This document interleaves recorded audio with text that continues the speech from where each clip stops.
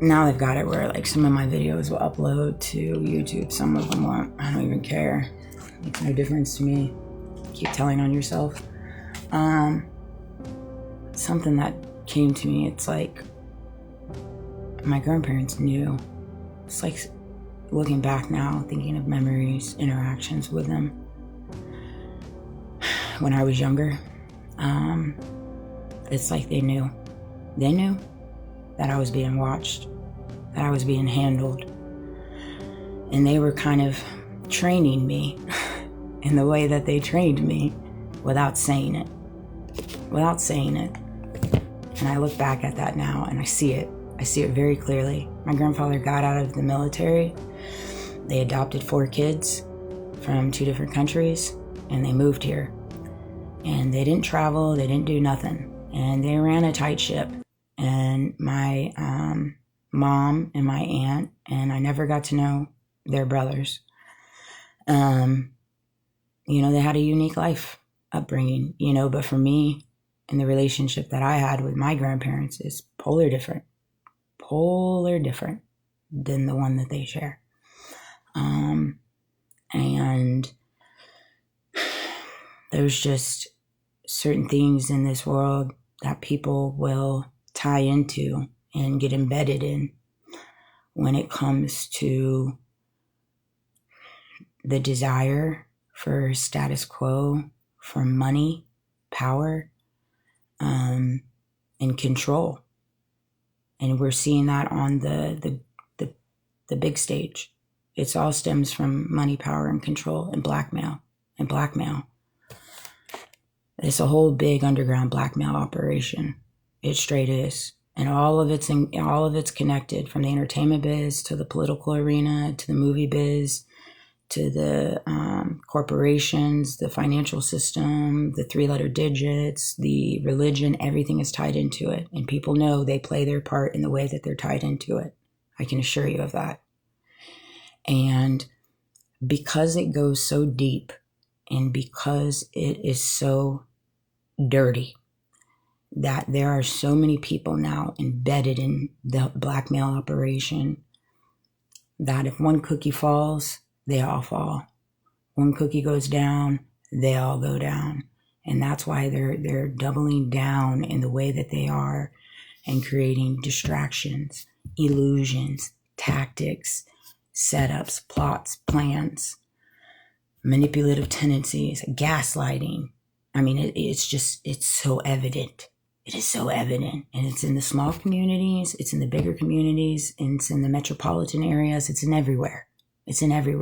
And you're tied into it the way you're tied into it. And it depends on what side of the fence you're on based on the choices you made. You're either in the blackmail operation or you outside of it. It's pretty much that simple. I mean, it goes down to that brass grass, and it sucks. It's so disappointing to see. It truly is, when you can just pick up on people and you're like, oh yeah, they're tied into it. Clearly, that's pretty evident. It sucks. It sucks to see that. Charlie woke up to it. I know he did. Candace woke up to it. Tucker woke up to it. Valhalla, Baron, Nate, Ian. I mean, I could go down these lists of so many people in the podcast sphere, but there's also people outside of the podcast sphere, such as myself, little peons. I don't mind being a peon. I actually don't mind it at all. I'm wearing my Paris sweater that I got on my honeymoon. The same year, a few months before old Erica flew to Paris to hang out with Epstein. Crazy. That said, I was so taken back when I saw that last night. Like, I couldn't believe it. It's like when you intuitively know things and then you just see the proof come out. Like God said, just wait, Amanda. And then so it's trippy. It's crazy. That said, my son and I have come to an agreement in the last few months, because it's been very difficult for us, because I moved mountains for my son. I know that he has been used against me in so many different ways. And I know that he's 18 years old. You got to understand how much they've been tied into my life. Okay. And I've had to carry it in such a manner to where I carry a strong foundation with my son, knowing the background of the fight that we carry and things that he may not understand, things that he may not even know, things that he has no recollection of because of the psyop and the manipulative backdrop to our story.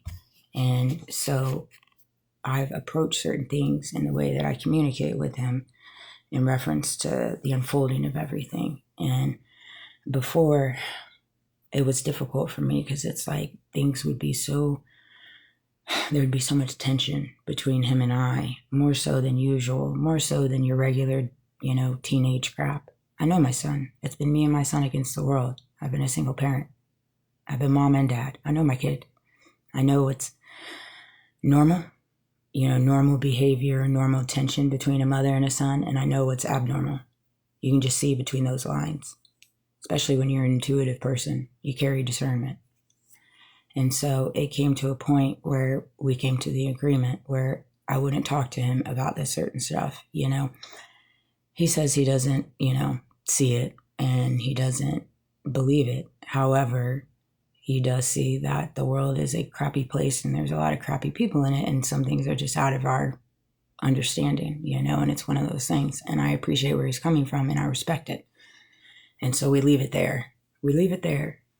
But I had him come in last night and watch it with me because I was just so taken back, and I could tell he was too, but it's just limited, not to mention that you want your kids to have a sheltered life, especially in this world that they keep providing them, which is a crap show.